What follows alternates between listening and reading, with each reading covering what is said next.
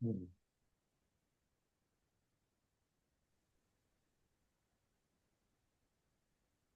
Bonsoir. Bonsoir. Bonsoir tout le monde. Bonsoir Jean-Yves. Bonsoir Yves. Bonsoir Bonsoir. Nicole. Bonsoir tout le monde. C'est super. Bonsoir. Bonsoir tout le monde. Bonsoir. Bonsoir. Super. Bonsoir. Bonsoir. Voilà. Bonsoir. Ah, Bonsoir, comment tu vas Louise. Gilles? Voilà, il y a même Nicole qui nous a rejoint. Voilà. Comment vas-tu? Ah ben, tous les jours plus jeunes et plus beaux. Ouais, toujours très très actif à ce que je vois. Ah, il faut. Tu sais qu'ils encouragent les médecins à la retraite là, à reprendre du service, hein? Oui, oui, oui, oui, oui, oui, oui. Ah ben, surtout pour faire ce qu'ils proposent de faire, tu vois. Se mettre sous les jougs de l'ordre et puis prescrire des vaccins et des antibiotiques et des arrêts de travail. Pas trop les arrêts de travail. Bon, c'est bien. Alors ce soir, c'est une soirée un peu particulière parce que c'est la première de trois soirées. Alors, pourquoi ces trois soirées? Ben, parce que l'homéopathie diathésique, c'est une nouvelle façon de comprendre et d'utiliser l'homéopathie, et on va le voir ensemble. Et pour beaucoup, vous la connaissez très bien, mais il y en a des tas qui ne la connaissent pas. Donc, on va mettre cette vidéo sur YouTube afin que les gens puissent la réécouter. Et puis, donc, elle repose sur trois piliers. Le premier étant l'utilisation de la médecine traditionnelle chinoise pour comprendre le pourquoi des symptômes, hein, des remèdes de la matière médicale, et pouvoir donc les identifier les mécanismes des symptômes de vos patients. Ça, c'est très important. Le deuxième pilier, c'est un pilier psychologique, hein. À partir donc de cette compréhension de la dynamique de la médecine chinoise, on peut mettre sur le pentagramme des régulations les problématiques du développement de la subjectivité et donc du vécu des malades, autrement dit de la vision du monde qu'ont vos malades. Et avec quelques questions simples, on est capable de comprendre comment le patient dysfonctionne, quelles sont les erreurs de sa vision du monde, et surtout, on va comprendre le pourquoi de la psyché de nos remèdes. Hein, donc, très, très important. Et puis enfin, le troisième volet, on va essayer d'en faire un par mois. Le troisième volet, ça va être la biologie fonctionnelle avec nos trois examens euh, phares qui sont donc le BNS 24, le bilan des neurotransmetteurs et puis l'IMUPRO, c'est-à-dire le dosage des antigènes alimentaires. Voilà. Donc on va faire tout ça en 3 mois. Et là, ce soir, c'est la partie sans doute la plus dense, la plus intéressante en tant que clinicien, c'est-à-dire en fait, quelles sont les dysfonctions qui se cachent derrière les symptômes de nos patients. Voilà, vous êtes prêts? OK. Alors, on Bonsoir va tout le y monde. aller. Allez, c'est parti. Alors, c'est parti. Voilà. Tchouk. Alors, est-ce que vous voyez là? Oui, non? Oui. Alors. Voilà. Ça vous va comme ça? Très bien. Oui. Voilà, donc ce premier exposé, ce sont les règles de la médecine traditionnelle chinoise appliquées à l'homéopathie. Pourquoi on se sert des règles de la médecine chinoise? Parce que c'est la meilleure logique d'étude des régulations organiques. pour mieux comprendre l'action des remèdes homéopathiques, c'est-à-dire les dysfonctions qui sous-tendent leurs symptômes.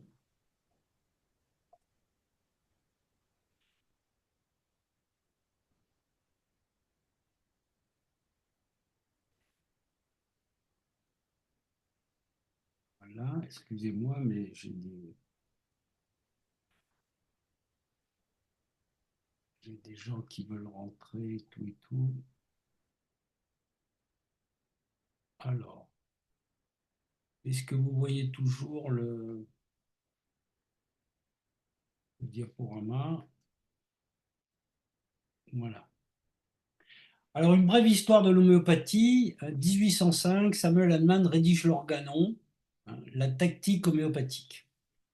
L'homéopathie, c'est l'étude des relations entre les symptômes provoqués par l'expérimentation ou présentés par les malades et leurs remèdes.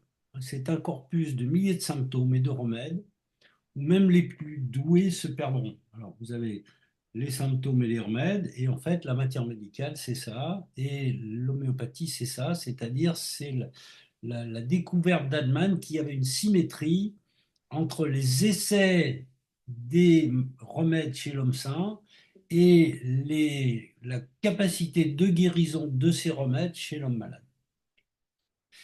Alors, il a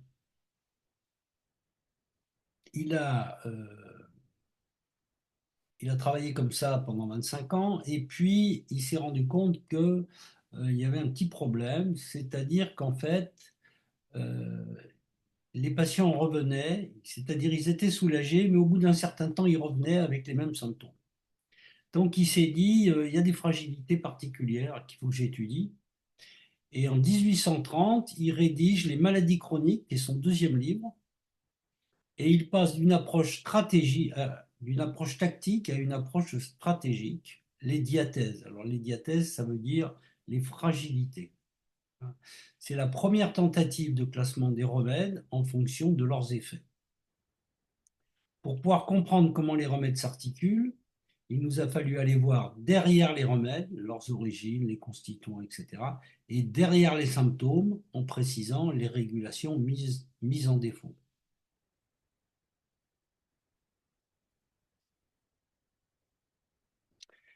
Alors, le premier siècle de l'homéopathie, c'est-à-dire le 19e siècle, est surtout occupé à compléter notre matière médicale homéopathique. Quand Hahnemann est mort, il avait presque une centaine de remèdes qui avaient des pathogénésies, et à la fin du siècle, on en avait plus de 800. Donc, c'est dire quand même qu'il y a beaucoup de gens qui se sont attelés aux pathogénésies et qui ont complété la matière médicale homéopathique. Les matières médicales de cette époque sont des catalogues de symptômes, hein, et on voit apparaître les premiers répertoires. Donc en Amérique, il y a eu Allen, il y a eu Hering, etc. Il y a eu des grands noms de l'homéopathie. Et puis surtout, moi, celui que j'aime beaucoup, c'est Bonninghausen, qui était hollandais, et donc qui a commencé à travailler, il a essayé de synthétiser l'action des remèdes.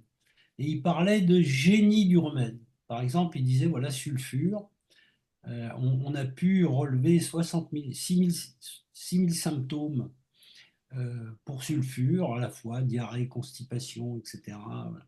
Mais en fait, il dit que, en fait, on pouvait résumer tous les symptômes de sulfure à des symptômes d'hypofonction avec stagnation qui entraînaient une chaleur localisée. Voilà. Et donc, en fait, il avait bien pigé qu'il y avait chaque remède agit dans un sens particulier qui explique ces symptômes. Euh, Bonninghausen était un ami, un contemporain et un ami d'Hahnemann, et jusqu'à la mort d'Hahnemann, ils se sont rencontrés à plusieurs reprises, ils ont longuement écrit, ils se sont longuement écrits l'un à l'autre. Alors, l'homéopathie s'est développée selon trois tendances historiques: les unicistes, plutôt anglophones, qui utilisent un remède unique en haute dilution. Alors, très important, très bon effet sur les affects et les troubles psychologiques.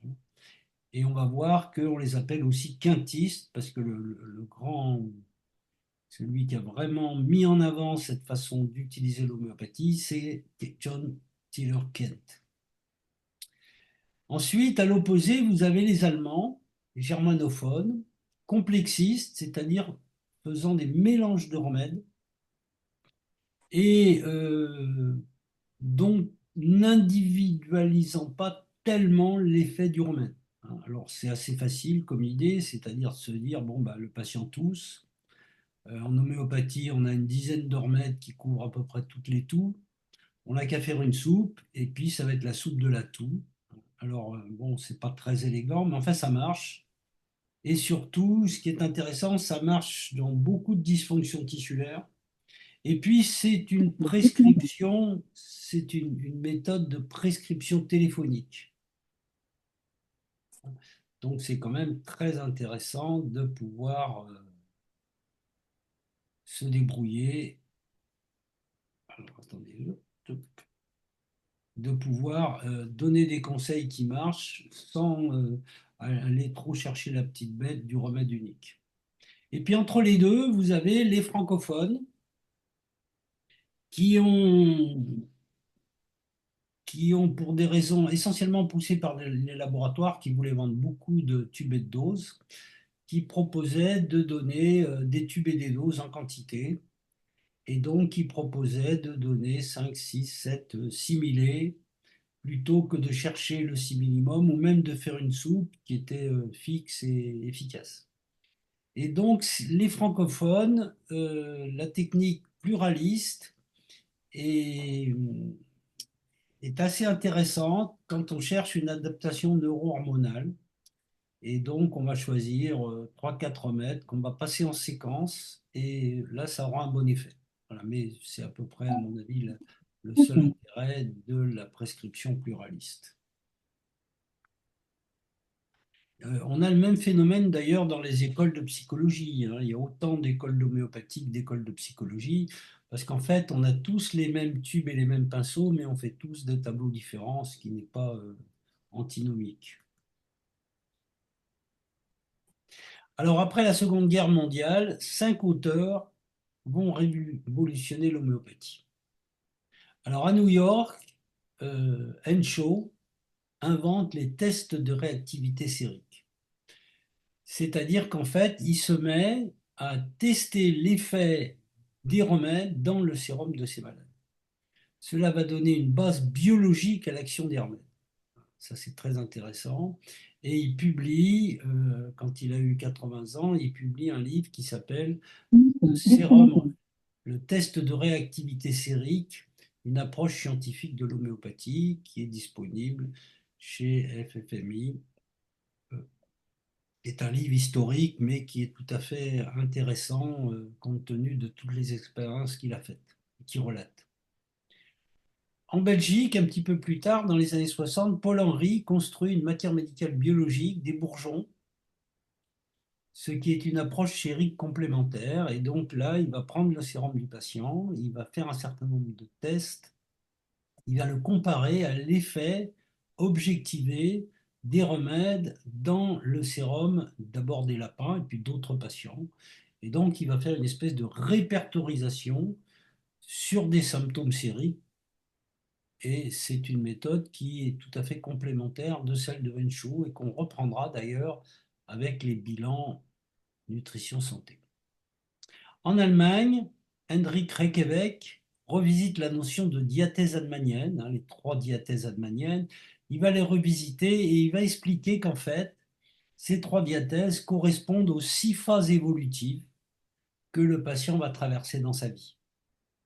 Et il associe aussi les remèdes, les nosodes, avec des éléments de la micronutrition pour obtenir une synergie d'action tissulaire. Et cette synergie, centrée sur les différentes phases que le malade traverse, il va l'appeler l'homotoxicologie. D'un autre côté, en Suisse, puis en Californie, Whitmont, qui est un médecin homéopathe autrichien, découvre les logiques de l'anthroposophie avec Steiner, puis la puissance de l'analyse jungienne. il va devenir euh, psychanalyste, hein, et il présente donc les problématiques psychologiques des remèdes dans un contexte logique de troubles des constructions de la personnalité.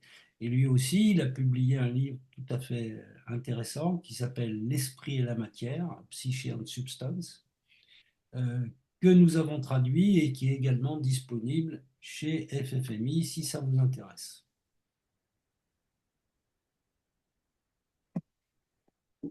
En France, Coolidge classe les remèdes de la matière médicale homéopathique, les 2000, là maintenant on en a 2000, en 25 familles qu'il place dans un espace hippocratique, hein, chaud-froid, humide et sec, permettant ainsi d'en observer l'impact biochimique et la dynamique.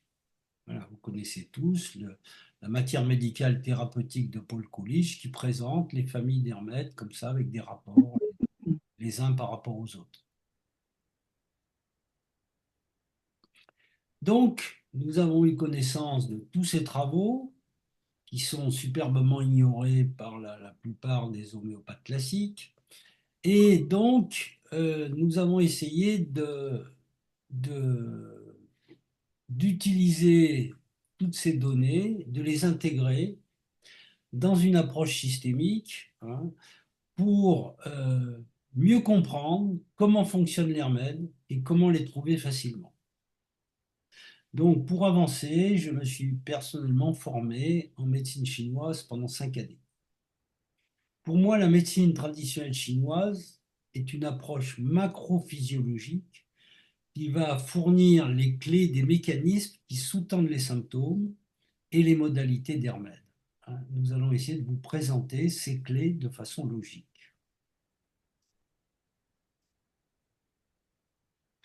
Alors d'abord, la médecine traditionnelle chinoise est basée sur l'équilibre de l'énergie vitale, le qi. L'énergie est au cœur de tout être vivant. Elle circule dans chaque individu à travers des méridiens, eux-mêmes reliés entre eux, ainsi qu'à nos organes internes. D'ailleurs, ne pas oublier que dans l'organon, Hahnemann parlait lui aussi d'énergie vitale.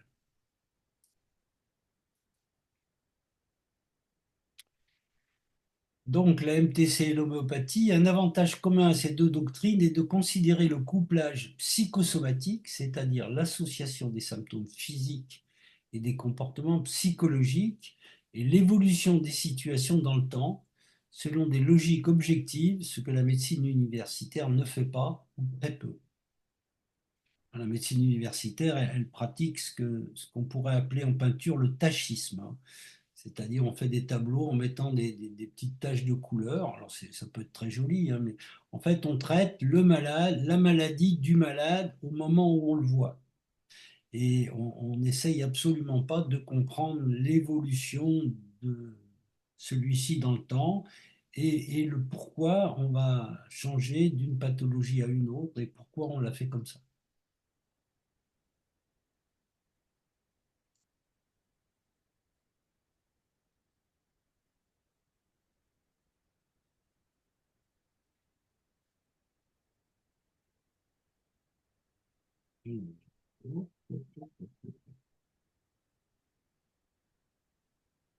Attendez, je regarde. Aïe, aïe, aïe.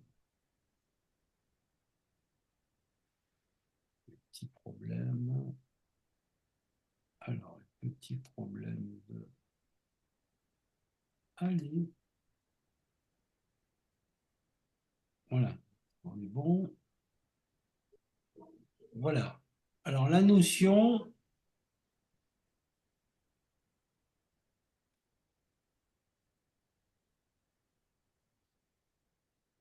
Alors, premier rapport de la médecine traditionnelle chinoise, les notions de plénitude, d'insuffisance et de vide. Donc, certains symptômes révèlent des situations de déficience, hein, la rareté ou le manque, de plénitude, l'excès, ou le vide avec des régulations gravement déficientes. Cela explique en particulier les modalités des symptômes aggravés par le mouvement, la soif, telle ou telle émotion, qui fait référence à une plénitude excès de l'élément correspondant. Quand il y en a trop et que vous en rajoutez, c'est clair que ça ne marche pas très bien. La modalité améliorée par indique quant à elle que l'élément correspondant est en manque, c'est un déficit. Et les situations de vide sont rares et correspondent à des situations pathologiques graves que rien n'améliore.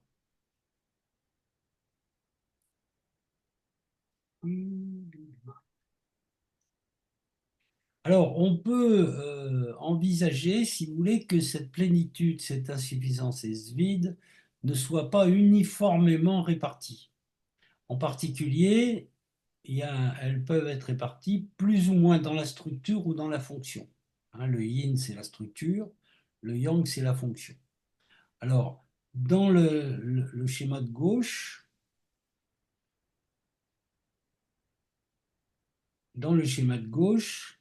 vous avez un équilibre yin-yang, c'est-à-dire le patient va bien, l'équilibre est bon et le niveau est bon. Hein, donc, il est en bonne santé. Et puis, il peut y avoir une augmentation de yin ou une augmentation de yang.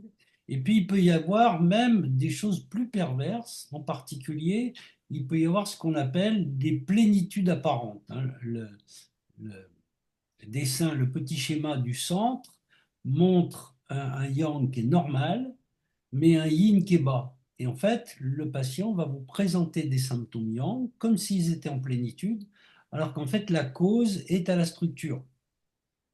Et c'est la même chose quand on a quelqu'un qui a une structure normale, mais qui est déficiente qui est déficient au niveau de la fonction. Et il va se présenter comme quelqu'un qui a un excès de structure, alors que c'est absolument pas vrai. Vous voyez, donc c'est difficile. euh, Bien comprendre cette notion de plénitude et d'insuffisance vraie ou relative.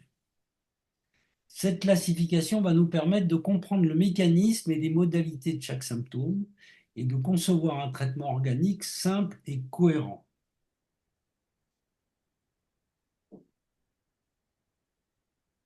Le plus difficile en médecine, d'ailleurs, est justement la détermination d'un état de plénitude, d'une insuffisance ou d'un vide.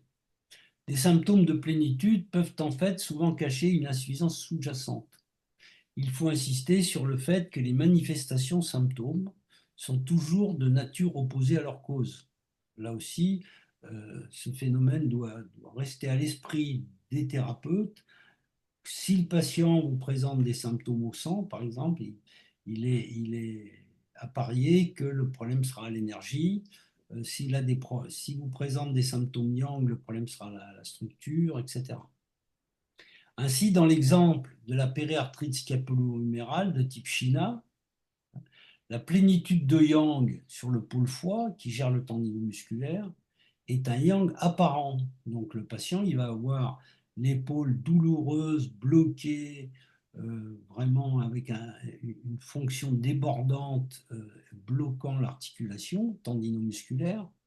Et en fait, ça va cacher une insuffisance de sang du foie. Shina, c'est un grand remède d'insuffisance de sang du foie. Le yin structure étant insuffisant, le yang apparaît en plénitude et également en vide d'énergie du poumon, insuffisance de sang du foie et d'énergie du poumon. Voilà. Donc là aussi, si vous voulez, un remède comme Shina, qui a des symptômes tendinomusculaires exacerbés sur une perte de liquides vitaux, ça s'explique très très bien par la médecine chinoise. Et quand le patient vient vous voir avec des symptômes de yang non contrôlés, comme par exemple dans la fibromyalgie, hein, eh bien, vous devez vous poser la question, qu'est-ce qui est déficient sous-jacent?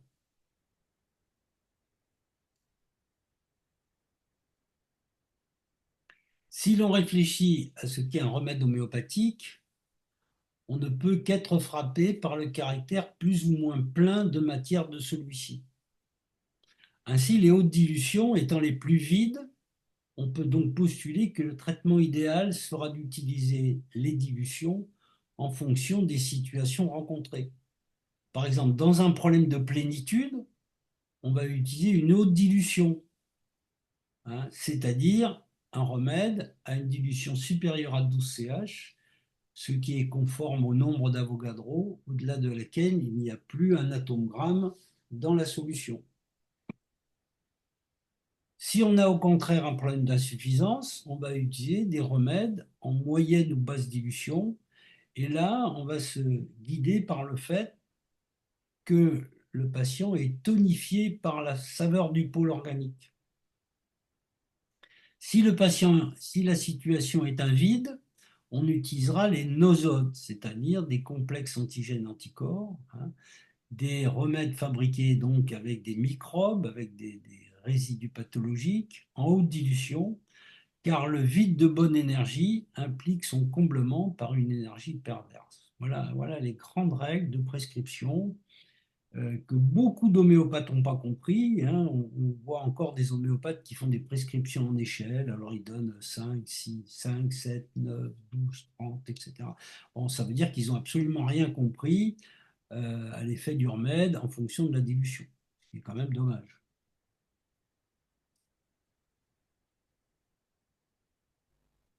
La matière médicale est composée d'ailleurs de remèdes empruntés aux trois règnes de la nature, minérale, végétale, animale. Mais tous ces remèdes peuvent en fait être classés en deux catégories, les toxiques et les atoxiques, autrement dit alimentaires. Les remèdes de type alimentaire vont surtout intéresser la structure. Autrement dit, ils vont apporter de la structure, ils vont la renforcer et donc ça va plutôt être des remèdes structure yin, hein.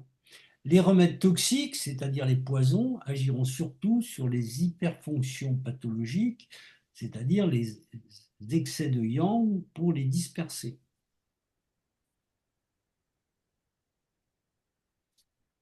Alors, il y a une exception logique, c'est les remèdes minéraux alimentaires qui sont les constituants naturels du corps, et en particulier les sels biochimiques de Schussler, qui peuvent aussi être utilisés en haute dilution dans le traitement d'une plénitude, pas que dans le traitement d'une plénitude pathologique. En principe, c'est des éléments nutritionnels, puisque c'est vraiment les éléments de base de notre structure corporelle, mais on peut les utiliser en haute dilution justement pour relancer des régulations qui intéressent ces structures-là. Alors, il y a un autre problème auquel était confronté Hahnemann, c'est le problème de l'aggravation thérapeutique, hein. Il avait remarqué que quand il donnait un remède, eh bien, il y avait souvent, dans les 48 premières heures, il y avait souvent une aggravation des symptômes et tous les homéopathes ont essayé de régler le problème. Hahnemann en premier, à la fin de sa vie, a essayé la méthode des LM, hein, autrement dit de donner des remèdes en dilution croissante selon un mode de préparation particulier.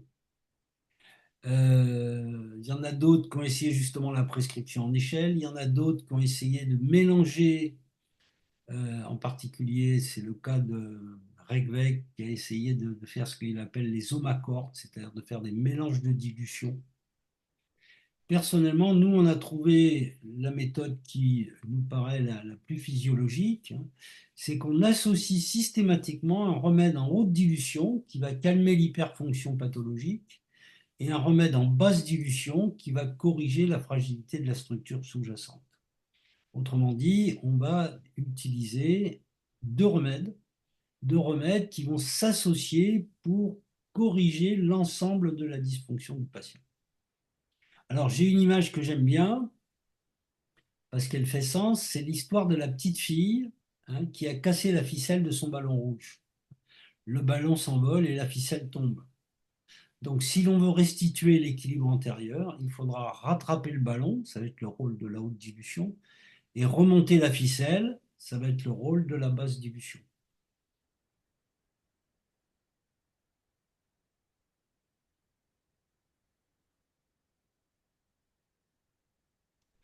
Alors, deuxième apport de la médecine traditionnelle chinoise, c'est le fait d'avoir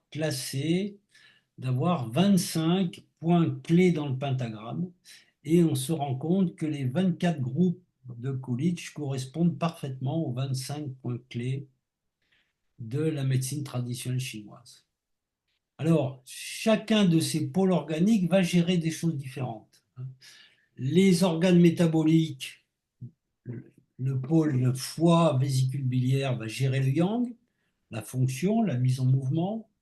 Les organes vasculaires vont mobiliser le sang. Les organes lymphoïdes vont gérer l'adaptation et la mémoire des idées, la mémoire alimentaire, la mémoire immunitaire. Les organes immunitaires, poumons, gros intestin, vont gérer l'énergie. Et enfin, les organes conjonctifs vont organiser la structure de soutien.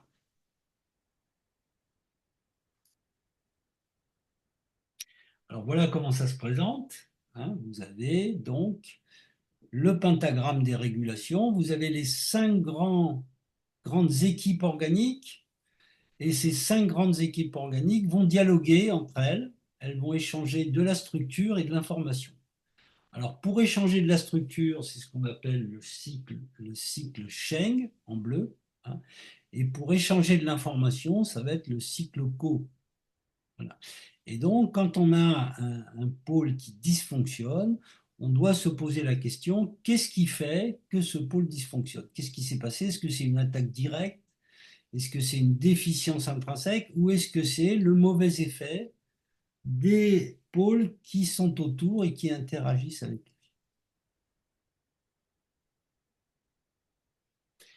Alors en plus, chaque pôle organique a son endocrine.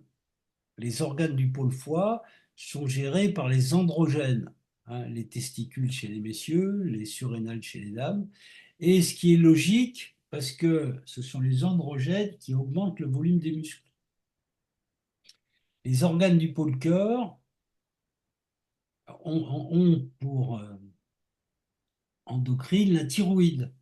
Et la pathologie de la thyroïde, c'est la cardiothyréose. Et d'ailleurs, le tableau typique de la cardiothyréose, c'est iodome, qui est un remède clé du pôle cœur. Les organes du pôle rat pancréas, c'est l'hypophyse qui est le chef d'orchestre des endocrines. Et le fait que l'hypophyse se mette de travers et commence à ralentir, on a un tableau de ralentissement à la fois endocrinien et mental, qui est le tableau, par exemple, de Barita Carbonica. Les organes du pôle poumon ont pour endocrine les estrogènes sécrétés par les ovaires, en sachant que les garçons sécrètent aussi des estrogènes, mais par leur surrénal. Et ce qui est tout à fait typique, c'est l'apparition de la peau sèche, puisque les estrogènes sont dans le pôle poumon, et à la ménopause, l'ovaire ralentit considérablement son fonctionnement, et à ce moment-là, on voit apparaître une sécheresse de la peau. Les organes du pôle rein ont pour endocrine la surrénale, qui est une glande double également, qui sécrète l'adrénaline pour le stress immédiat, le cortisol pour le stress prolongé. Et donc, on le verra, le rein, c'est quand même le grand pôle des organes de soutien, mais aussi des organes de la tension nerveuse et du stress. Dans une pathologie organique, il n'est pas rare que deux pôles. Dans une pathologie chronique, il n'est pas rare que deux pôles organiques soient impliqués. Alors en général, on observe que les maladies par insuffisance d'un pôle viennent de la mère, c'est-à-dire en fait c'est le pôle précédent qui n'a pas nourri dans le cycle chaîne du pentagramme. Par exemple, le foie est insuffisant parce que le rein ne l'a pas nourri. Le cœur est insuffisant parce que le foie ne l'a pas nourri. Les maladies par plénitude, au contraire, viennent du fils, c'est-à-dire que le pôle suivant a bloqué la sortie dans le cycle Cheng. Alors ce cycle Cheng, il est très important. On le voit par exemple dans le cas d'un poumon qui n'arrive pas à se vider dans le rein. Donc le rein est malade, rein surrénal est malade, et donc à ce moment-là, eh bien, le poumon, qui est la source supérieure de l'eau, ne peut pas vider l'eau dans le rein, et à ce moment-là, ben, il va se mettre il va être en plénitude, et il va déborder sur les émonctoires accessoires, qui sont la peau et les muqueuses, et à ce moment-là, on aura par exemple une pathologie de type eczéma ou asthme. Alors, il nous est apparu évident que les 24 familles de remèdes de la matière médicale de Paul Kulich décrivait les troubles des 25, 5 x 5 grandes régulations organiques du pentagramme de la médecine traditionnelle chinoise. Pour ce faire, nous avons dédoublé le groupe des charbons, jetant les bases d'une approche systémique qui permet à présent d'envisager quels échanges tissulaires sous-tendent les symptômes des différents remèdes.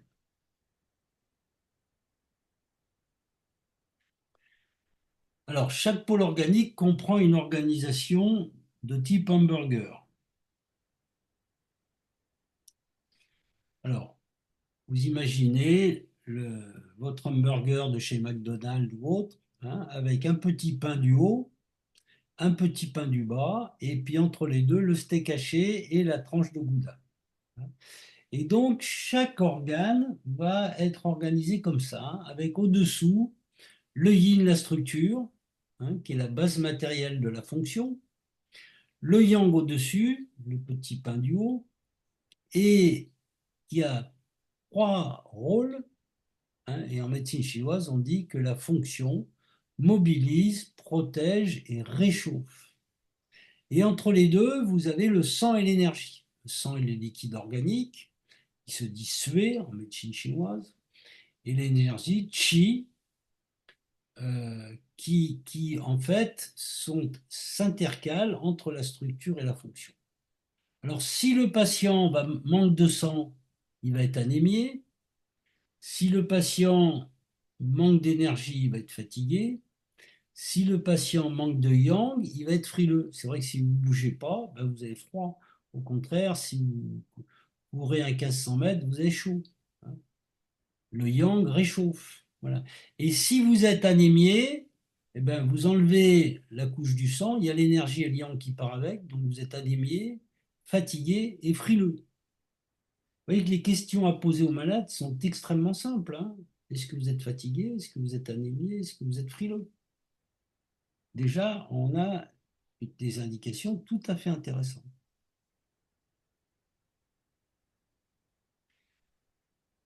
Alors, attendez une petite seconde. Voilà. Alors, voilà les 25 familles de remèdes homéopathiques qu'on a posées sur le pentagramme. Donc, le cycle Sheng correspond au problème de structure. Hein. Ainsi, le poumon nourrit le rein nourrit le foie nourrit le cœur, etc. Hein. C'est le cercle qui réunit les organes. Et vous voyez qu'il y a des groupes de remèdes qui sont proches, vous voyez, par exemple, et même qui sont opposés. Vous voyez, par exemple, iodome, qui est un accéléré, fait face à Barita, qui est un ralenti. Hein. Ferrum, qui est un anémié, fait face à calcaréacarpe, qui est un anémié frileux, peureux. Le cycloco, lui, correspond aux régulations. Ainsi, le poumon qui gère l'énergie, contrôle le foie, qui gère les émotions. Et d'ailleurs, le patient, il vous dit, docteur, je ne comprends pas bien, mais quand je suis fatigué, je pleure pour un rien. Ah, bah oui, il n'a plus le contrôle de l'énergie, de son émotionnel. Et là aussi, vous avez des groupes de remèdes qui ont des symptômes proches. Par exemple, Arsenicum album et Sepia vont avoir la même tension nerveuse et la même fatigue, mais ils vont le gérer différemment. Hein. Vous avez cuprom et plombum, par exemple. Cuprom est un remède de crampes, de spasmes. Et plombum, il y a aussi des crampes et des spasmes, mais il y aura une paralysie. Hein. Ammonium et alumina, natrum et germanium, etc., ont des symptômes à la fois comparables, mais légèrement différents, parce qu'à chaque fois, la position n'est pas la même par rapport aux super polycrèses que sont nos grands remèdes. Alors, on va voir rapidement ces 5 pôles de remèdes organiques. Au sein de chaque pôle, il y a un groupe empereur qui a tous les symptômes du pôle. Autour de celui-ci, 4 ambassadeurs qui possèdent les caractéristiques du pôle, mais aussi celles du pôle qu'ils représentent. C'est pour ça qu'on les appelle ambassadeurs. Par exemple, pour le foie, l'empereur du foie, c'est sulfure. Et d'ailleurs, c'est logique, hein, puisque la réaction de sulfoconjugaison, c'est la grande réaction de détoxication du foie. Donc, les symptômes de sulfure, c'est l'insuffisance de yang, il est paresseux, c'est l'hypofonction, la frilosité, ce qui va entraîner une stagnation et une chaleur localisée, comme l'avait d'ailleurs très bien remarqué il y a 2 siècles Bonninghausen. Et puis, autour de lui, ben, vous avez 4 ambassadeurs. Le magnésium qui va gérer l'énergie du foie, et c'est l'ambassadeur du poumon, donc de l'énergie. Le blocage, l'ambassadeur de la rate de l'adaptation, c'est le cuivre. Pas d'adaptation dans le yang, ça veut dire yang bloqué, ça veut dire crampe, convulsion. C'est les symptômes de cuprum. Le sang du foie, bah, c'est ferrum. Donc vous avez,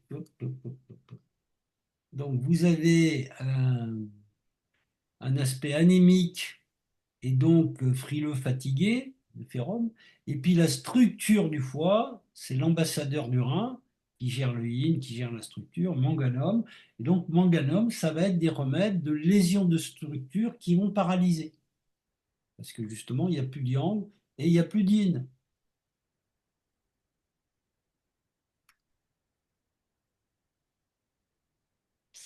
Alors on passe maintenant au pôle cœur. L'ambassadeur du cœur, c'est le potassium. C'est un grand remède d'insuffisance de sang, donc d'émotivité, d'insuffisance de chaîne, de personnalité, donc remplie par l'angoisse et les préjugés. Kaliog, c'est un grand remède, c'est l'angoisse de la pré-retraite. Vous avez autour de lui 4 ambassadeurs, les natromes qui vont gérer la répartition de l'eau au niveau vasculaire, au niveau des tissus, et aussi l'identité, parce que c'est l'ambassadeur du poumon qui va gérer le narcissisme. Vous avez le blocage de l'adaptation, iodome. Vous avez l'aspect yang du foie de calcarea. Donc, elle ne veut pas passer, elle est bloquée, elle refuse toutes les expériences qui pourraient enrichir son vécu, donc elle a peur de tout. Et d'ailleurs, Ken disait, s'il y a plus de 3 peurs, pensez à calcarea. Et puis enfin, vous avez l'ambassadeur du rein, ammonium, qui est un grand remède de dysfonction du rein et grand remède causticum, en particulier de la colère contre l'injustice. La notion de justice du cœur est importante. Au niveau du poumon, le grand patron, c'est Phosphorus, qui est un narcissique fatigable. On verra, Phosphorus, c'est Peter Pan. Et donc, on a avec Phosphore, on comprend avec Phosphore que c'est le patron de l'énergie. Parce qu'en fait, dans le corps, c'est l'adénosine triphosphate qui est le carburant des tissus. Autour de lui, ben, vous avez 4 groupes satellites de remèdes. Vous avez l'aspect sang du poumon, germanium avec les venins. On verra que c'est des grands remèdes de stagnation, chaleur et d'inflammation. Vous avez le blocage, c'est l'ambassadeur de la rate pancréas, puisque la rate pancréas, c'est l'adaptation. Donc s'il y a blocage, eh bien, on aura un remède agité et parétique comme le zinc. Si c'est le yang, eh bien, on va avoir l'arsenic. L'arsenic est un grand remède dont un des symptômes clés, c'est justement la difficulté à se détendre, c'est-à-dire il est toujours sur une fonction de tension permanente. C'est l'ambassadeur du yang du foie.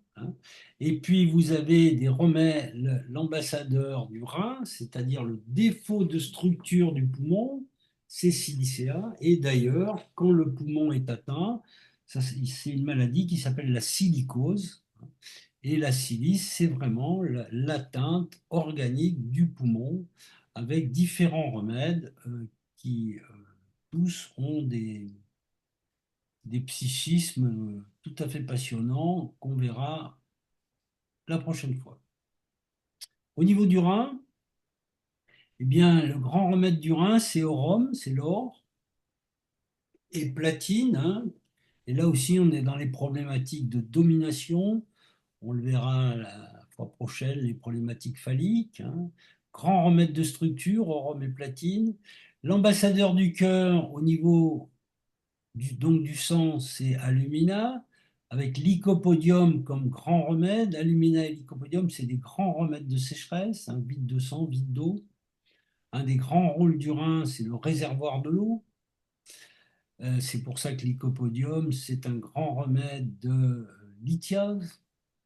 Les blocages de l'adaptation, l'ambassadeur de la rate, c'est Argentum. Donc Argentum, c'est s'il y a la volonté de Rome, mais il n'y a plus de repères, c'est-à-dire qu'il va s'agiter, il va avoir beaucoup de mal à choisir, hein. Donc ça va être très difficile à vivre pour lui et pour son entourage. Et puis après, vous avez le groupe des doublés, les charbons combustibles, avec le pétrole et le graphite, et puis les charbons comburés, combrûlés, hein, avec carbo-végétabilis, qui correspondent à des engorgements. L'un, un engorgement sec euh, ou suintant, pétrole et graphite, et puis carbo 2, le carbo-beige, eh bien, il n'y a plus de yin, il n'y a plus de yang, c'est un remède agonique. Le patient est complètement asphyxié et c'est un remède très souvent prémortem.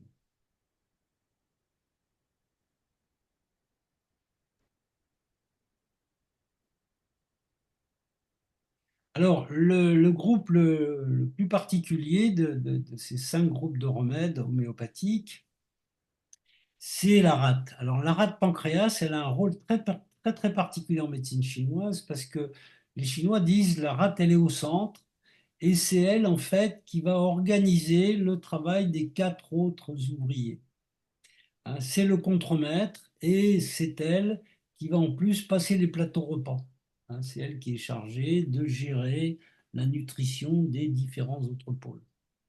Alors, les remèdes de la rate sont particuliers dans la mesure où c'est des remèdes d'aigu, hein. C'est pas une vraie diathèse au sens homéopathie, au sens hahnemanien du terme, c'est-à-dire que ce sont tous des remèdes de décompensation aiguë. Mercurius essentiellement dans les phénomènes d'agitation et de pu, de mal-être et de pu.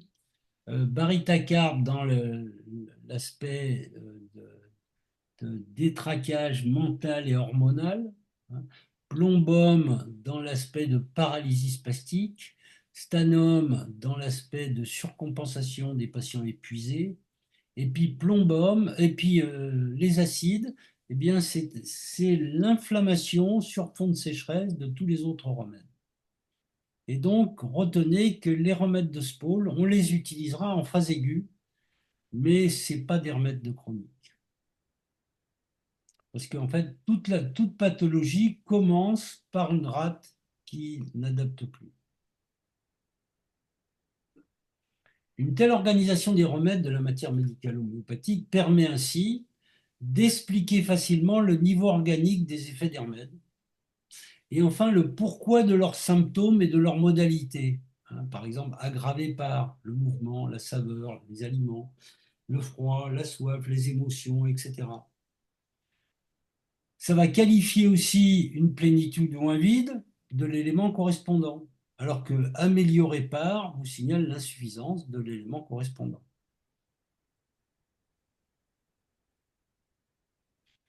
Une telle organisation des remèdes de la matière médicale homéopathique permet aussi de comprendre le cycle horaire des pics d'activité des remèdes. Là, je vous ai mis une petite roue où vous avez les 12 méridiens qui se répartissent les 24 heures de la journée et à l'extérieur, les remèdes homéopathiques qui correspondent justement aux symptômes, aux pics de symptomatologie de ces remèdes.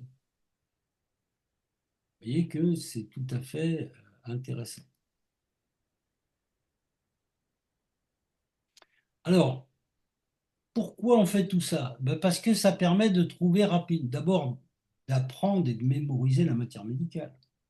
Et puis aussi de trouver rapidement le similimum en quelques questions visant à déterminer. d'abord sur quel pôle organique se situe la cause et les manifestations du problème. Quel constituant est en jeu? Bon, est-ce que c'est le foie? Est-ce que c'est la rate? Est-ce que c'est le cœur? Etc. Et puis ensuite, au sein de ce pôle organique, quel est le constituant en jeu? Est-ce que c'est le sang, l'énergie, la fonction ou la structure? Autrement dit, quelle est la couche du hamburger qui ne va pas? Ce qui revient finalement à déterminer là où les familles, parmi les 25, qui ont besoin d'une amélioration de leur régulation. Et au sein de cette famille, quelle est la contrainte en cause? Ce qu'on verra plus loin. Puis vient finalement la détermination du vide, de la plénitude ou de l'insuffisance, qui va déterminer le type de remède et la dilution à utiliser. Est-ce que c'est un remède toxique en haute dilution ou est-ce que c'est un remède alimentaire en basse dilution?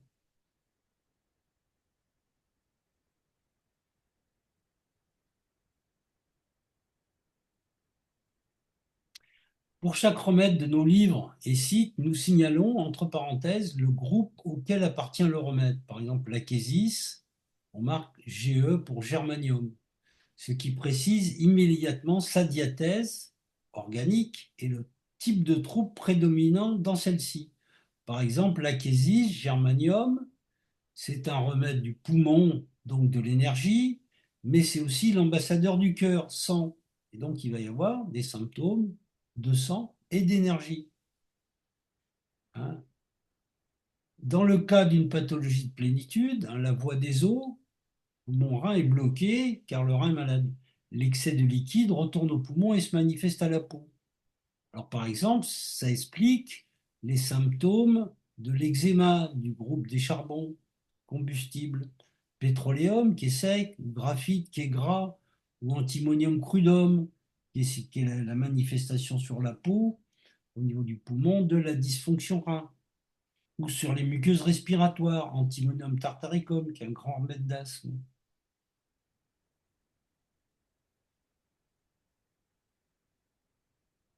On remarquera que les remèdes qui s'opposent sur le pentagramme ont des symptômes opposés ou complémentaires.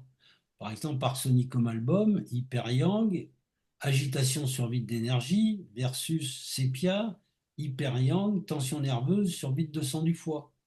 Donc émotivité et fatigue. Cuprom yang bloqué, crampes et convulsions versus plombum, crampes sur parésie. Iodome hyperthyroïdie agitée versus barytacarbe, hypoendocrinie et ralentissement, etc.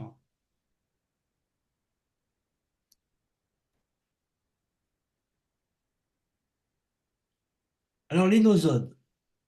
Les nosodes sont des remèdes très particuliers. C'est des remèdes microbiens qui sont à utiliser uniquement dans les situations chroniques qui ne répondent à aucun autre remède. Alors, tuberculinum, c'est le nosode de vide d'énergie du poumon. Donc, le patient est asthénique et en quête d'un paradis perdu. Psorinum, il est en vide de yang du pôle foie, il est frileux et dépressif. Le hésinum, il est en vide d'eau du pôle rein, il est sec et insomniaque. Médorinum, il est en vide de feu du pôle cœur, il est anxieux et arthrosique. Et les stochnosodes, il en existe à peu près 150, hein, c'est tous les autres nosodes qu'on a pu fabriquer depuis, représentent des situations de blocage partiel du pôle rate. Pourquoi il n'y a que des blocages partiels du pôle rate?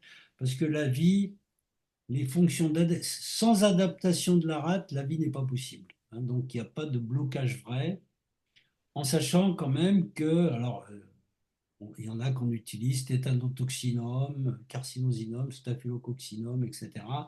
Certainement, le plus grand de ces stochnosodes, c'est carcinosinum. C'est un grand remède de vécu obsessionnel.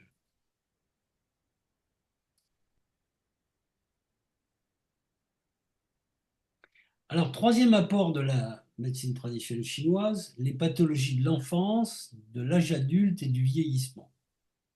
À noter qu'il ne faut pas confondre les termes. Nous parlons de diathèse organique, hein, diathèse ça veut dire fragilité, hein, comme regroupement des remèdes par pôle organique. C'est une synergie fonctionnelle, lieu des causes des maladies. Les ouvrages classiques parlent de diathèse hahnemannienne, qui sont en fait, qui ont pour critère la manifestation des maladies et que l'on va répartir en 3 multiplié par 2 phases évolutives, ce qu'on va voir plus loin. Alors, pour Hahnemann, l'absor, c'est les maladies qui se manifestent par des rougeurs, donc manifestation de stagnation-chaleur, trouble des fonctions du foie-poumon. La psychose, c'est les maladies qui se manifestent par des excroissances, donc rat de pancréas qui gère les chairs. En sachant qu'il y a deux aspects de cette psychose. Il y a la psychose humide, avec Thuya occidentalis comme remède princeps, et la psychose sèche, comme avec causticum comme remède princesse. Et on va voir que ça correspond aux phases 3 et 4 de Reykjavik, comme on va voir plus tard. Et puis la leuèse, les maladies qui se manifestent par des ulcérations, par acidose locale sur sécheresse tissulaire.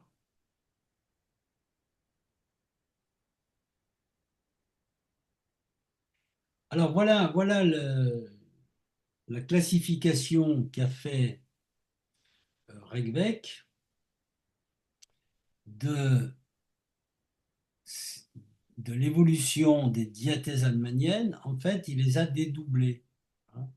Il a dit, voilà, il y a l'absor, on va la dédoubler en stagnation-inflammation, qui correspond à des dysfonctions de l'axe poumon-foie. C'est les pathologies de la petite enfance, c'est les glaires, c'est la constipation, c'est les rhinites, les bronchites, les cystites, etc. Et puis, quand on avance dans l'âge, on va voir apparaître des pathologies de type psychose, avec des verrues, des kystes, avec du surpoids, avec des allergies.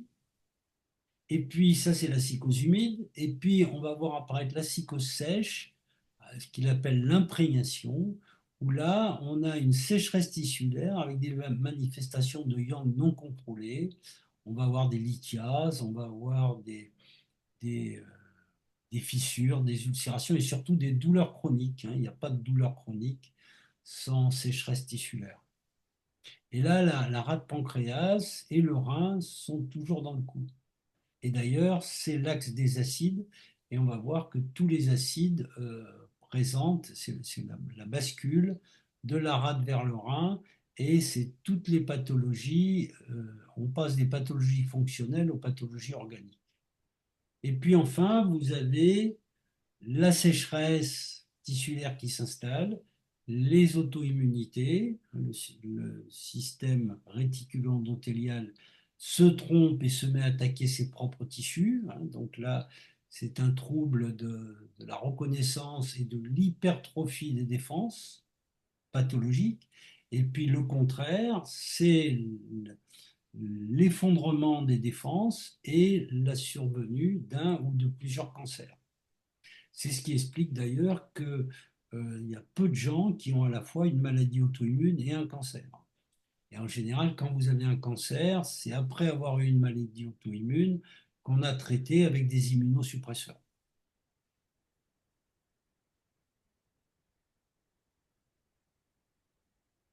Voilà, la médecine chinoise évalue ces séquences de cette façon. Eux, ils disent la cause, c'est une plénitude de sang, un vide de sang ou d'énergie. Les mécanismes conséquences, ça va être une stagnation chaleur. Et l'aggravation, si la chaleur persiste, ça sera la sécheresse et un feu destructeur des structures. En fait, ça veut dire la même chose que ce qu'a présenté Reykjavik en plus simplifié. Alors, c'est très intéressant parce que quand vous avez des phénomènes de chaleur ou de sécheresse, vous devez vous poser la question, quelle est la cause? Est-ce que c'est une plénitude? Est-ce que c'est un vide de sang ou d'énergie? Et là, on a des remèdes qui sont très différents. Par exemple, vous avez une chaleur sur vide de sang, on aura sépia, ou ferrum fausse, alors qu'une chaleur sur plénitude de sang, on aura la késis. Une chaleur sur vide d'énergie, on aura arsenic.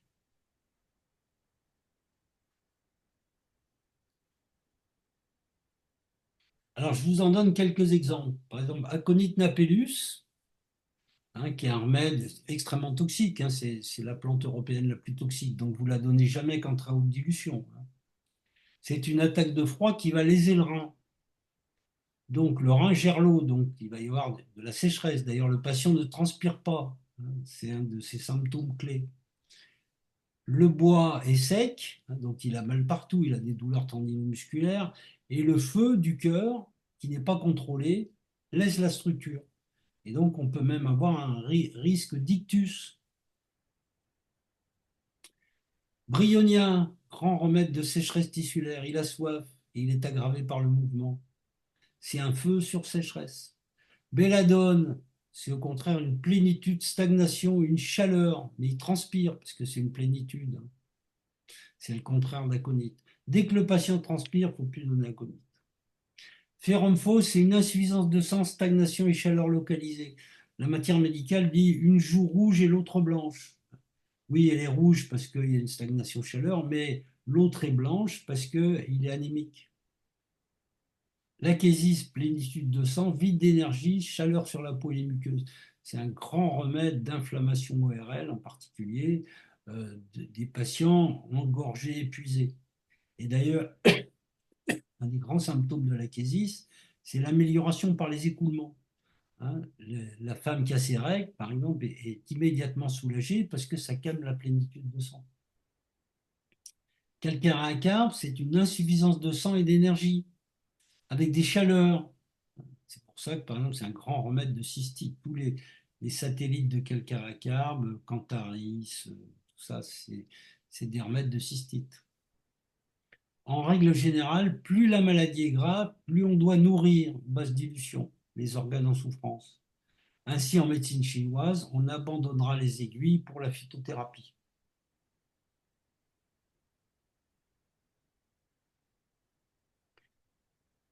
Alors, quatrième apport de la MTC, la notion de fragilité interne et de contrainte externe. Pour qu'une porte s'ouvre, c'est-à-dire pour que la maladie apparaisse, il faut la rencontre d'une clé et d'une serrure. En médecine chinoise, approche clinique plusieurs fois millénaire, les maladies sont le résultat de la rencontre d'une contrainte externe, c'est la clé, que la médecine chinoise a modélisée en 6 différents types, et d'une fragilité interne, la serrure, dont la médecine traditionnelle chinoise décrit 5 fragilités principales. Les maladies aiguës sont surtout le fait de contraintes externes, alors que dans les maladies d'apparition lente, par exemple l'arthrose, ce sont les fragilités internes qui dominent.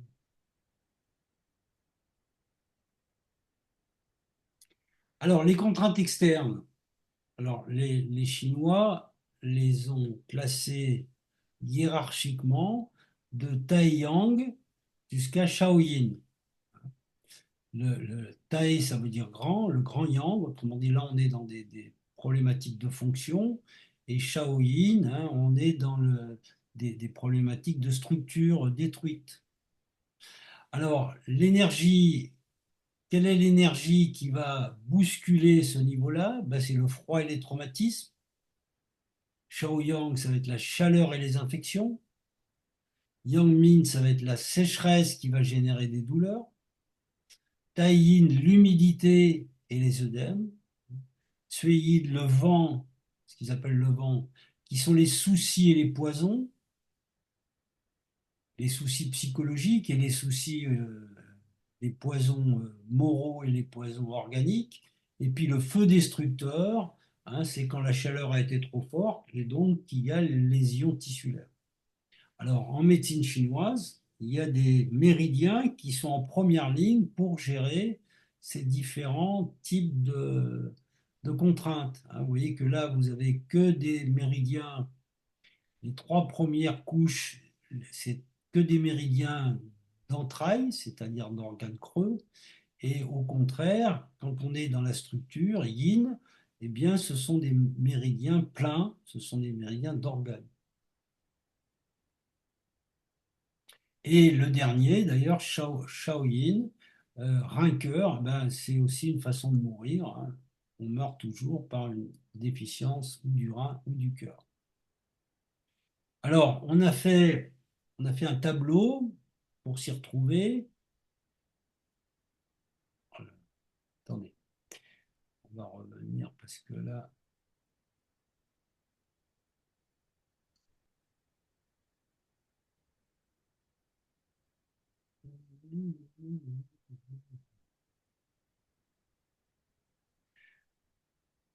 C'est pénible.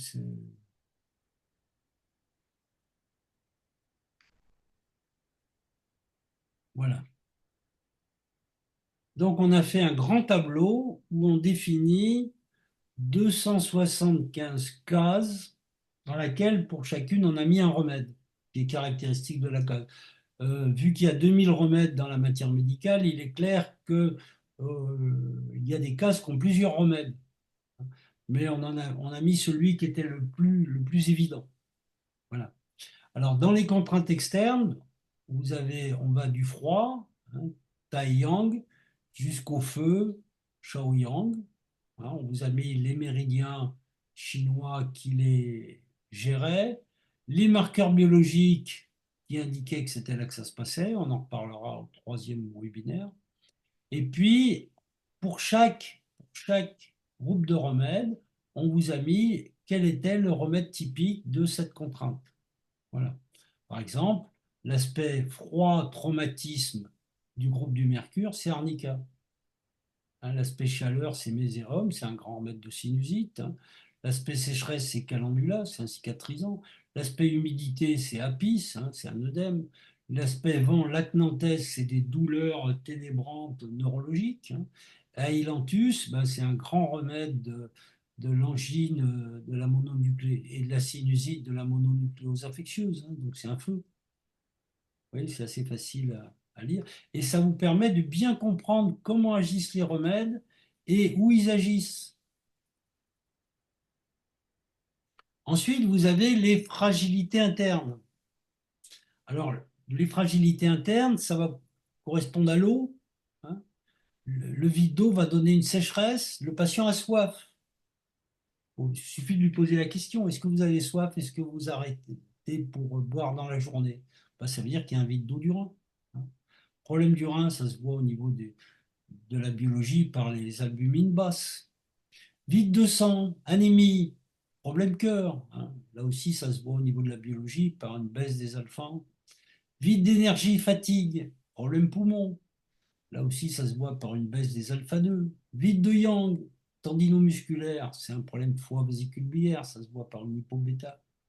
Et puis les difficultés d'adaptation, glaire, pu, la rate pancréas, et là on a les hypergamma, en sachant que les gammas, c'est la quantification des anticorps circulants. Et on présente ça sur la suite du tableau qui présente les fragilités internes. Hein. Et là, on a l'eau, le sang, l'énergie, le yin-yang et la lymphe. Et puis là aussi, pour chaque, par exemple, pour le mercure, le groupe de mercure, eh bien, on va avoir Mercurius corrosivus, hein, qui est un mercure extrêmement qui correspond d'ailleurs à arnica. Hein. Mercurius corrosivus, c'est une cystite hématurique. Hein. Mercurius cyanatus, c'est un mercure qui étouffe. Hein. Le cyanure, c'est un remède d'étouffement. Et Mercurius cyanatus, c'est le mercure de l'angine diphtérique. Et puis au niveau du yin-yang, vous avez Rustox, hein, qui est un remède de douleur tendinomusculaire amélioré par le mouvement. Ben oui, pourquoi? Parce que le mouvement, ça amène du yang. Et donc, c'est un patient qui a un dérouillage matinal pénible. Et puis enfin, celui qui est le plus général, c'est Mercurius solubilis de Hahnemann.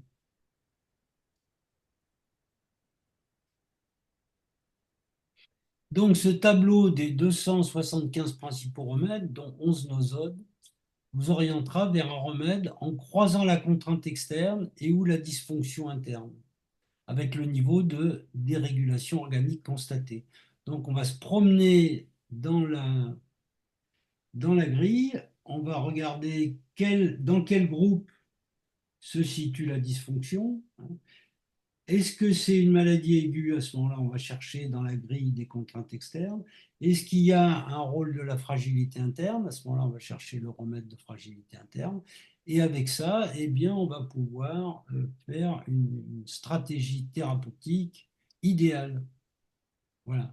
Certaines cases contiennent plusieurs. Par exemple, Ignacia Amara, qui est le remède des somatisations de déception, partage sa case avec Staphysagria, qui est le remède des somatisations suite de non-dits.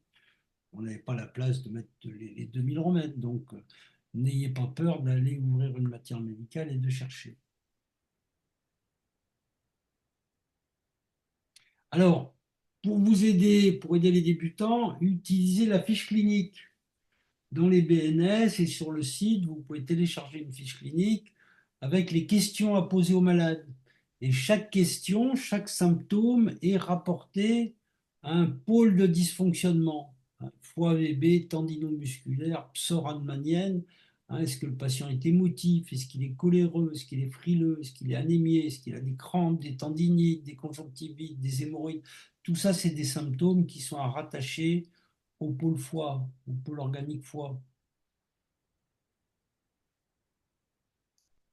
Voilà, pareil pour le pôle poumon, la tristesse, la fatigue, les infections ORL, la dermatologie, la constipation, les varices, etc.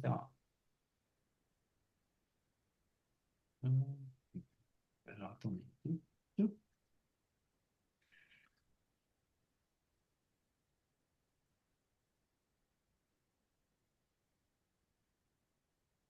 L'avantage de cette approche est de pouvoir déduire ou vérifier les différents symptômes d'un remède en repérant sa position sur le pentagramme et au sein de chaque groupe. Alors, je me suis amusé à faire une prescription à Céline Dion, qui souffre de la maladie de la personne raide, une maladie génétique pas très bien connue d'ailleurs. Qu'est-ce qu'elle a comme symptôme? Elle a un yang bloqué, hein, donc problème foie, donc a priori cuprum, et puis s'il y a des parésies, plombum.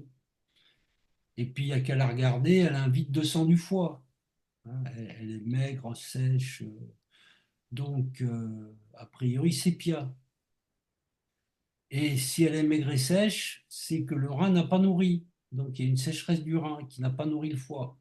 Donc là, on va se tourner vers des remèdes comme Platina ou Adamas, avec en basse dilution un remède pour nourrir la structure. Et là, j'en ai trouvé un qui est pas mal, qui s'appelle Brassica napus oleifera, qui est le colza, qui est riche en acide 3 oméga 3, qui est une pré-prostaglandine, et dont la récente pathogénésie de Jérémy Cher en a bien les symptômes. Voilà. Vous voyez que on peut même faire des ordonnances rêvées. Voilà, alors tout ceci est expliqué dans mon petit ouvrage de référence, le précis diathésique de matière médicale homéopathique, dont je vous conseille l'achat éventuel et en tout cas la lecture. Et puis également, dans le deuxième petit ouvrage que j'aime bien, qui s'appelle L'art de la consultation, avec les différents niveaux de diagnostic qu'on sera amené à faire, qui sont des diagnostics fonctionnels, diagnostics organiques, diagnostics homéopathiques, diagnostics de remèdes. Voilà. Et puis enfin, le petit livre qui s'appelle La quête du similimum, qui est un ouvrage qui vous explique comment répertoriser, en sachant que sur le site, vous pouvez télécharger un programme de répertorisation homéopathique à partir de 500 symptômes, qui, on peut dire, quasiment dans 90% des cas, est largement suffisant. Et c'est un programme qui est entièrement à votre disposition et gratuit. Pour ceux qui veulent se simplifier la vie, vous avez un autre petit ouvrage qui s'appelle L'homéopathie facile, où je passe en revue tous les systèmes d'homéopathie complexiste avec les formules qui marchent en fonction de la situation.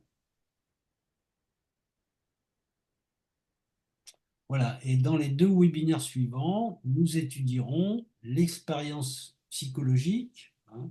Donc chaque dysfonction de pôle correspond à une souffrance résultant d'un trouble de la construction de la personnalité, narcissique, oralité, analité, fatigue, phallique, oedipienne, etc.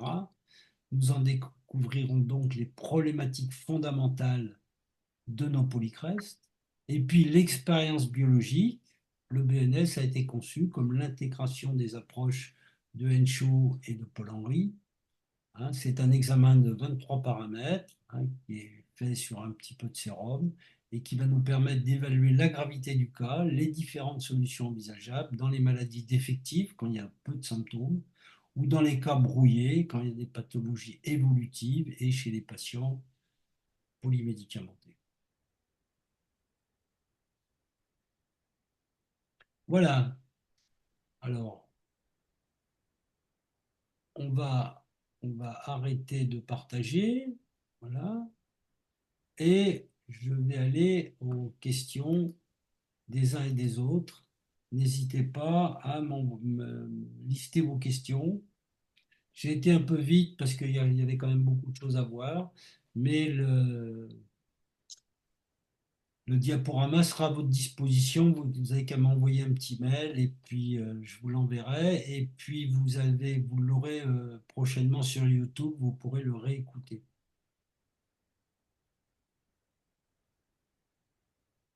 C'est merveilleux, il n'y a pas de questions du tout.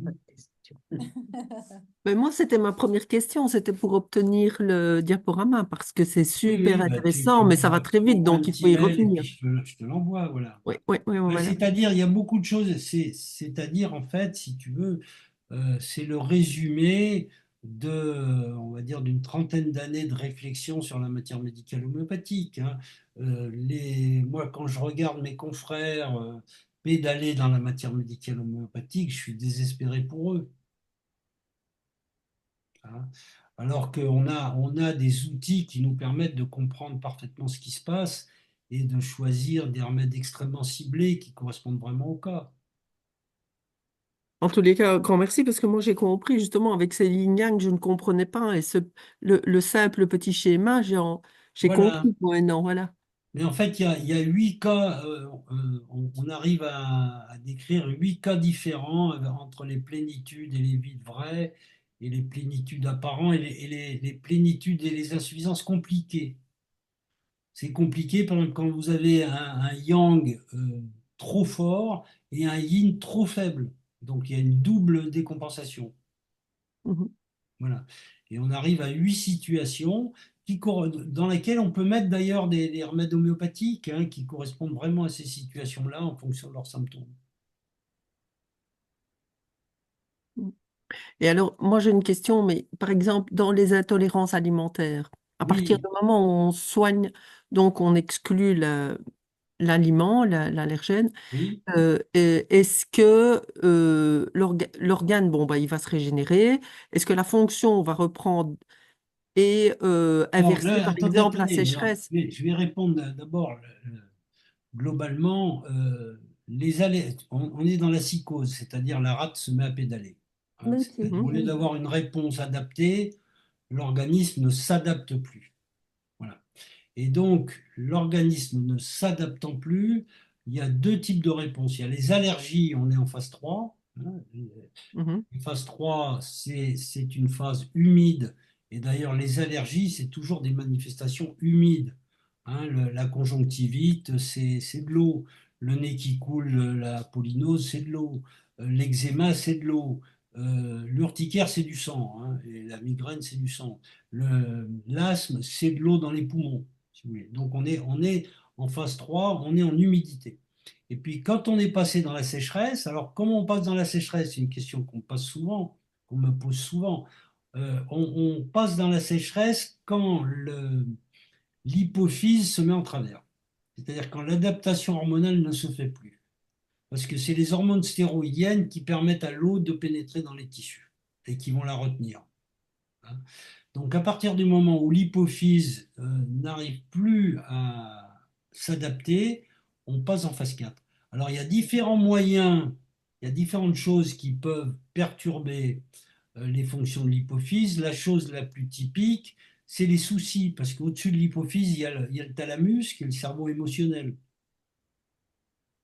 hein, donc, ou les peurs, tu vois, et donc oui. tout ce qui va perturber le fonctionnement harmonieux. Et puis, on a aussi les maladies chroniques qui vont épuiser les organes en périphérie, hein. Par exemple, vous avez une hépatite C, il y a une inflammation de bas grade au niveau du foie, votre cortisone va être obligé de sécréter, et puis finalement, ça va s'épuiser. Puis les régulations de l'hypophyse vont plus fonctionner, donc vous allez passer en phase 4. Voilà. Et la phase 4, la sécheresse, va laisser passer des peptides dans la circulation. Et donc là, vous avez les intolérances qui apparaissent. Et donc, ces intolérances vont entretenir cette, cette inflammation de bas grade. Hein, donc, avec les intolérances alimentaires, on est tout à fait dans la phase 4. Alors, ce qu'il faut faire, bien sûr, il faut enlever les aliments d'intolérance. Le problème, c'est que j'ai essayé d'expliquer aux gens d'IMUPRO que ça serait intéressant de voir qu'est-ce qu'il y a derrière la muqueuse digestive, hein, mais ils ne veulent pas. Et eux, ils restent sur les aliments. Il suffit de supprimer les aliments et tout va bien. C'est pas vrai. Hein. Donc, vous supprimez les aliments, mais derrière, il y a une inflammation de bas grade. Il y a un foie qui est dans un état lamentable, puisque c'est lui le grand filtre digestif. Hein. Et puis, il y a surtout la cause de la sécheresse qui persiste, qu'on n'a pas objectivée, qu'on n'a pas trouvée. Voilà. Et puis, alors, on peut rester en phase 4 pendant 10, 15, 20 ans, 30 ans. Hein. Et puis à un moment donné, il y aura trop d'inflammation de bas grade, il y aura trop de stimulation. Et là, à ce moment-là, ben, le système immunitaire va dérailler et on va faire soit une maladie auto-immune, soit un cancer. Phase 5 ou phase 6.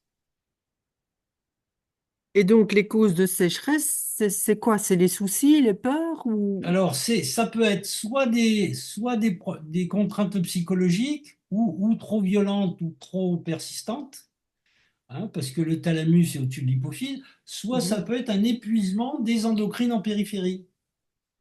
Et je pense en particulier aux maladies, par exemple la maladie de Lyme, hein, qui est en fait une forme de... C'est un spirochète, hein, c'est une forme de syphilis en fait, la maladie de Lyme. Hein, c'est-à-dire que ça va détraquer, le borrelia va se mettre dans les tissus, et puis le système immunitaire va s'embrayer, et puis comme il y a de l'inflammation, la cortisone va être sécrétée, et puis au bout de quelques années, les régulations hormonales sont complètement détraquées, et donc vous êtes dans la sécheresse. Mhm.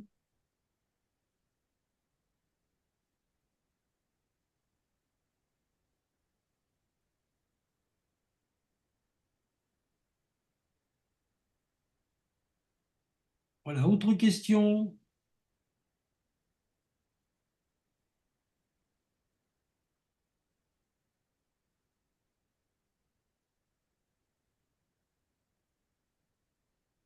Oui, moi j'ai une question, Jean-Yves. Oui, Aline. De par votre grande expérience en homéo, mais aussi dans la psycho, est-ce que vous avez vu des cas s'améliorer uniquement par l'approche psycho-émotionnelle? Oui, bien sûr. Donc, qu'est-ce qu'on peut en déduire? J'en déduis rien. J'en déduis rien. L'homéo, c'est une approche psychosomatique. Mais tu verras, alors, bon, je veux pas dévoiler trop ça, mais on va le voir dans notre deuxième exposé, hein, on le verra en détail, tu verras à quel point c'est pointu et performant. Hein. Euh, c'est ce qui permet d'ailleurs, des fois on fait rentrer le patient et puis tu regardes comment il se comporte, comment il dit bonjour, comment il expose son cas, puis tu as trouvé le remède tout de suite. Oui, oui, mais même sans parler de remède homéo, simplement par parce que vous disiez là tout à l'heure à Jane Oui, alors ça, qu'un terrain de sécheresse, en fait, hein, on va dire, quand la oui, oui, sécheresse, elle arrive suite à des contraintes et assez tout à souvent fait, tout à fait. psycho-émotionnelles. Voilà. Alors, si Et tu veux, l'intérêt de l'homéopathie, et en particulier du remède en haute dilution, c'est qu'il va libérer un blocage. Mhm. Voilà. Mais tu as une autre façon de libérer un blocage, c'est de mettre des mots sur ses émotions. oui, donc en C'est-à- fait, le remède homéo peut se substituer à une approche psycho, on va dire, une approche psycho Oui, oui, quand elle n'est pas tolérée voilà. plus ou... Ouais. C'est-à-dire qu'il va, le remède, j'ai l'habitude de dire ça, c'est une image, hein. Le remède homéopathique, il va te changer tes lunettes. Ouais. C'est-à-dire que tout d'un coup, il y a des choses qui vont te paraître évidentes. Mais dans Et ce cas, ça va te permettre d'avancer dans ta réflexion. d'accord. Mais dans ce cas, si on est face à un patient qu'on a envie de renvoyer chez un confrère psychothérapeute pour l'accompagner, Oui, si cette personne oui, fait un total blocage sur l'idée de parler et justement de mettre des mots, et oui. dans ce cas, le remède homéo peut faire ce travail à notre place. Oui, oui, oui, tout à fait. Alors, D'accord. j'ai une gentille consoeur psychanalyste qui s'appelle Ziegel, un médecin psychanalyste, Ziegel, qui est homéo et qui dit, moi, quand j'utilise l'homéo, mes cures de psychanalyse sont divisées par deux en termes de temps. Ah oui, voilà. Voilà. Ouais. Parce que ça libère énormément de tension, à la fois au niveau du corps et au niveau de l'esprit, si tu veux, Mm. justement. Et c'est très intéressant, le livre de Whitmont sur l'esprit et la matière, il explique comment en fait le remède homéopathique est la solution symbolique de la contrainte, de la question auquel on n'a pas trouvé de réponse dans son enfance, ou de la souffrance qu'on n'a pas digérée, Mm. de la frustration qu'on n'a pas digérée. On en parlera au cours de ce deuxième exposé. Ouais, ouais. Mhm. Mais euh, là, j'ai une question aussi qui me vient à l'esprit. J'ai écouté il n'y a pas très longtemps là, une conférence sur le cancer avec des cas de personnes qui étaient jugées vraiment en fin de vie et qui finalement ont totalement guéri de leur cancer. Et voilà, 15 ans plus tard, ils sont toujours là, tout va bien. Et Oui, très souvent, ce sont des personnes qui ont eu comment dire, qui ne se sont pas assimilés à la maladie d'une part, oui, et sur un second plan, qui ont eu vraiment un gros oui, turnover, oui. quoi. Enfin, ils ont complètement changé d'état d'esprit. Oui, Ils oui, ont oui, ben, réalisé certaines choses, voilà. il faut redémarrer l'hypophyse et le système immunitaire. Voilà. Et Voilà, mais ça peut se faire par l'accompagnement psy, ah ben, uniquement. de toute façon, à partir du moment où tu as un cancer, ça devrait être obligatoire Mm, l'accompagnement psychologique, hein, parce qu'il faut mm, faire, déjà il faut s'adapter, c'est une adaptation terrible, hein. mm. Se dire que d'abord on va vous faire des soins abominables et puis ensuite que vous avez une chance d'y rester et comment vous allez vous positionner vis-à-vis de ça, etc. C'est Oui. extrêmement violent, hein, J'ai- extrêmement violent. J'aimerais bien avoir votre avis justement sur cette question. En ce moment, c'est Octobre Rose. Vous en avez entendu Oui, parler, donc c'est tous ces gens oui, qui se mobilisent pour voilà, mettre en avant le dépistage sur le cancer du sein, etc.